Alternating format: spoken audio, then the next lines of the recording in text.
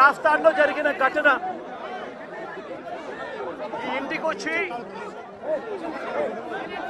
ఈ నియోజకవర్గంలో ఎందుకు ఈ ఘటన జరిగింది,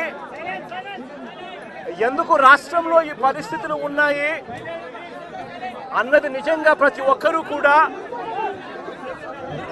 వాళ్ళ గుండెల మీద చేతులు వేసుకొని ఆలోచన చేయాల్సిన అవసరం ఎంతైనా ఉంది.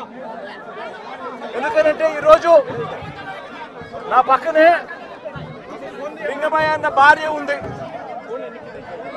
తన భర్తను కోల్పోయి తన ఏం చేయాలో అర్థం కాని పరిస్థితిలో ఈరోజు లింగమయ్య అన్న భార్య నా పక్కన నిల్చొని ఉంది. అసలు ఈ ఘటన ఎందుకు జరిగింది, రాష్ట్రంలో ఉన్న పరిస్థితులు ఏమిటి, రాష్ట్రంలో ఇదే మాదిరిగా కొనసాగుతే పరిస్థితులు రాష్ట్రం పూర్వపు రోజుల్లో బీహారు గురించి మాట్లాడుకునే వాళ్ళం.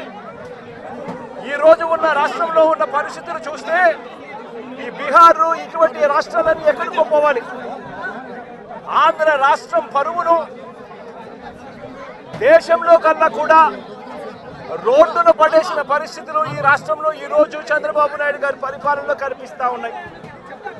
నేను అడుగుతా ఉన్నా, ఇదే పెద్ద మనిషి చంద్రబాబు నాయుడు గారిని అడుగుతా ఉన్నా, రాష్ట్రంలో ఇంత దిగజారిన రాజకీయ పరిస్థితులు, దిగజారిన లా అండ్ ఆర్డర్ పరిస్థితులు, రెడ్ బుక్ పరిపాలన ఎందుకు కొనసాగనిస్తా ఉన్నారు అని చెప్పి నేను అడుగుతా ఉన్నా.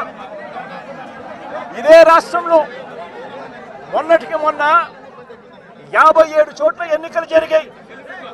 ఈ 57 చోట్లకు జడ్పీ చైర్మన్లు ఎన్నుకునే కార్యక్రమం కానీ, ఎంపీపీ వైస్ ఎంపీపీలను ఎన్నుకునే కార్యక్రమం కానీ, కోఆప్షన్ సభ్యులను ఎన్నుకునే కార్యక్రమాలు కానీ, ఉప సర్పంచ్ ఎన్నుకునే కార్యక్రమాలు కానీ, వీటి అన్నింటిలోనూ కూడా 57 చోట్ల రాష్ట్రంలో ఎన్నికలు జరిగితే 7 చోట్ల చంద్రబాబు నాయుడు గారికి వాతావరణం సరిగ్గా లేదు అని, తాను గెలిచే పరిస్థితి ఎక్కడా కూడా కనిపించడం లేదు అని, ప్రలోభాలు పెట్టడానికి ఇంకా సమయం కావాలి అని ఏకంగా 7 చోట్ల ఎన్నికలు చంద్రబాబు నాయుడు గారు పోస్ట్పోన్ చేయించారు.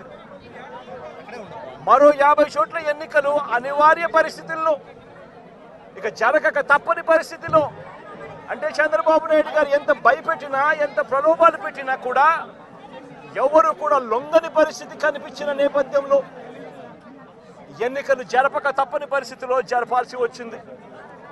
నేను అడుగుతా ఉన్నా, ఈ 50 చోట్ల ఎన్నికలు జరిగితే ఏకంగా 39 చోట్ల వైఎస్ఆర్సీపీ గెలిచింది.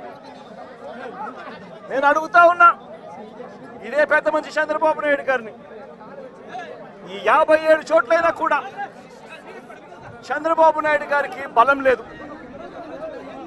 గెలిచిన వాళ్ళంతా వైఎస్ఆర్సీపీ సభ్యులు, వైఎస్ఆర్సీపీ బీఫామ్ మీద గెలిచిన సభ్యులు, వైఎస్ఆర్సీపీ టికెట్ మీద గెలిచిన సభ్యులు, వైఎస్ఆర్సీపీ ఫ్యాన్ గుర్తు మీద గెలిచిన సభ్యులు. మరి ఇలాంటి చోట చంద్రబాబు నాయుడు గారికి బలం లేదని తెలిసి ఎందుకు చంద్రబాబు నాయుడు గారు హింసను ప్రోత్సహిస్తూ, ప్రలోభాలను ప్రోత్సహిస్తూ, భయపెట్టిస్తూ, పోలీసులను తన దగ్గర పనిచేసే వాచ్మెన్ల కన్నా హీనంగా కూడా వాడుకుంటూ ఎందుకు చంద్రబాబు నాయుడు గారు ఇంత దిగజారిన రాజకీయాలు ఎందుకు చేస్తూ ఉన్నారు చంద్రబాబు నాయుడు గారిని అడుగుతా ఉన్నా.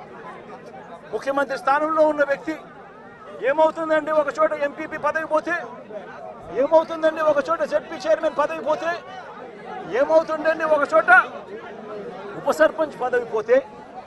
నేను అడుగుతా ఉన్నా ఇదే పెద్ద మనిషి చంద్రబాబు నాయుడు గారి, ముఖ్యమంత్రి కాబట్టి, అధికారంలో ఆయన ఉన్నాడు కాబట్టి, రాష్ట్రంలో ఏ పదవైనా కూడా తనకు బలం లేకపోయినా కూడా, తనకు సంఖ్యాబలం లేకపోయినా కూడా, తాను ముఖ్యమంత్రి అన్న అహంకారంతో ఏ పదవైనా కూడా నాకే కావాలి, ఏ పదవైనా కూడా నేను దౌర్జన్యం చేస్తాను అని చెప్పి లా అండ్ ఆర్డర్ను పూర్తిగా నాశనం చేసిన పరిస్థితుల మధ్య ఈరోజు రాష్ట్రంలో పరిపాలన సాగుతూ ఉంది. ఇదే పెద్ద మనిషి చంద్రబాబు నాయుడు గారిని అడుగుతా ఉన్నా, ఇదే రామగిరిలో ఇదే మండలంలో ఎంపీపీ ఎన్నికకు సంబంధించి ఎంపీపీ ఎన్నికకు సంబంధించి నోటిఫికేషన్ ఇచ్చారు. 10 మంది ఎంపీటీసీ సభ్యులకు గాను ఇక్కడ వైఎస్ఆర్సీపీ 9 మందిని గెలిచింది. 9 ఎంపీటీసీలు వైఎస్ఆర్సీపీ అయితే కేవలం ఒకే ఒక్క చోట తెలుగుదేశం పార్టీ గెలిచిన పరిస్థితులు. మరి నేను అడుగుతా ఉన్నా, మరి ఇక్కడ ఎంపీపీ స్థానానికి ఎన్నిక నోటిఫికేషన్ జారీ అయితే 9 సభ్యులున్న వైఎస్ఆర్సీపీకి రావాలన్నా, ఒకే ఒక్క సభ్యుడు గెలిచిన తెలుగుదేశం పార్టీకి రావాలన్నా? మరి ఎందుకు చంద్రబాబు నాయుడు గారు ఈ మాదిరిగా ప్రతి చోట కూడా వాళ్ళ ఎమ్మెల్యేలను రెచ్చగొడతా ఉన్నారు, ప్రతి చోట కూడా అప్పుడు స్థానిక ప్రజాప్రతినిధులను రెచ్చగొడతా ఉన్నాడు, పోలీసులను దుర్వినియోగం చేస్తూ ఉన్నారు. చేసి చివరికి ఏం జరిగింది? ఇక్కడ 9 మంది ఇక్కడ వైఎస్ఆర్సీపీకి సంబంధించిన సభ్యులు ఉంటే చంద్రబాబు నాయుడు గారు ప్రలోభాలు పెట్టే కార్యక్రమం, చంద్రబాబు నాయుడు గారు భయపెట్టే కార్యక్రమాలు జరుగుతూ ఉన్న నేపథ్యంలో వీళ్ళంతా కూడా కోర్టుకు వెళ్ళి కోర్టుల నుంచి వీళ్ళంతా కూడా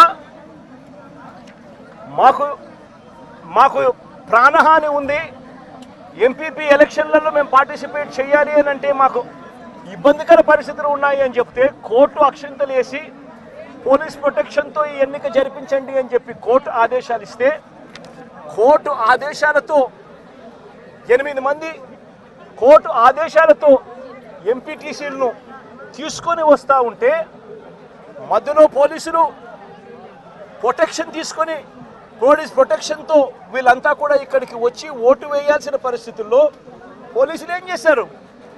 తీసుకొని వచ్చి వీళ్ళందరినీ కూడా మధ్యలో రామగిరి ఎస్ఐ సుధాకర్, ఈ రామగిరి ఎస్ఐ మధ్యలో ఈ సుధాకర్ అనేవాడు వీళ్ళ కాన్వాయ్లోకి ఎక్కి ఈ ప్రయాణం చేస్తూ ఉన్న ఎంపీటీసీ సభ్యులందరితో కూడా వీళ్ళందరితో కూడా వీడియో కాల్ ఆయన ఫోన్ నుంచి సాక్షాత్తు ఇక్కడ ఎమ్మెల్యే కొడుకు వీళ్ళతో వీడియో కాల్ చేయిస్తాడు, మాట్లాడిస్తాడు. చేసేటప్పుడు భారతమ్మ అని చెప్పి ఒక ఎంపీటీసీ సభ్యురాలు ఉంటే ఆ ఎంపీటీసీ సభ్యురాలకు సంబంధించిన అమ్మా నాన్న వాళ్ళిద్దరిని వాళ్ళ దగ్గర పెట్టుకొని ఆ వీడియో కాల్లో వాళ్ళ అమ్మా నాన్నను కూడా చూపించి, నువ్వు కనుక ఓటు వేయకపోతే మీ అమ్మా నాన్న వాళ్ళు ఇంటికి కూడా రారు అని చెప్పి వీడియో కాల్లో ఏకంగా బెదిరించే కార్యక్రమం జరిగింది. ఆ పాప కన్నీరు మున్నీరు ఏడుస్తూ బాధపడుతూ ప్రకాశం చెప్పిన పరిస్థితులు. ఇలాంటి పరిస్థితిలో ఒక ఎస్ఐగా ఉన్న వ్యక్తి తాను చేసిన పని ఏమిటి? తాను కాన్వాయ్లోకి తాను సెలవు మీద ఉన్నాడట ఎస్ఐ, తాను మామూలుగా పోకూడదట. అలాంటి రామగిరి ఎస్ఐ ఎంటర్ అయ్యి వీడియో కాల్ పెట్టి వీళ్ళందరినీ కూడా భయపడించి ప్రలోభాలు పెట్టి చేసే కార్యక్రమాలు చేశారు.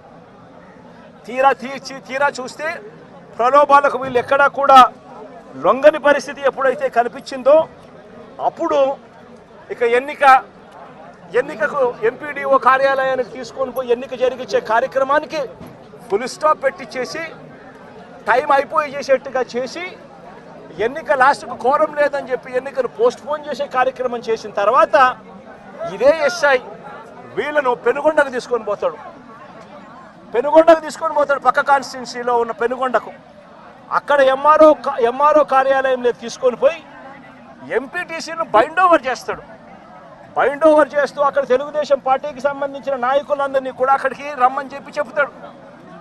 అదే సమయంలో అక్కడికి వెళ్ళి ప్రకాష్, మా ఉషమ్మ వీళ్ళిద్దరూ పెనుగొండ నియోజకవర్గంలో ఏం జరుగుతూ ఉంది అని చెప్పి వీళ్ళిద్దరూ అక్కడికి వెళ్ళి మా పార్టీకి సంబంధించిన అంటే ఈయన తనకు సంబంధించిన ఎంపీటీసీలు, మా పార్టీకి సంబంధించిన ఎంపీటీసీలు మీరు నిర్బంధిస్తే ఆ ఎంపీటీసీలకు మద్దతుగా వీళ్ళు అక్కడికి వెళ్ళి ఆ ఎంపీటీసీలను వీళ్ళు తీసుకొచ్చుకునే కార్యక్రమాలు చేస్తే వీళ్ళిద్దరి మీద కేసులు. నేను అడుగుతా ఉన్నా, ఏం తప్పు చేసినారని చెప్పి వీళ్ళిద్దరి మీద కేసులు పెడతా ఉన్నారు. వీళ్ళేమైనా తెలుగుదేశం పార్టీకి సంబంధించిన ఎంపీటీసీలను ఏమన్నా తీసుకొస్తే కార్యక్రమానికి చేస్తున్నారా?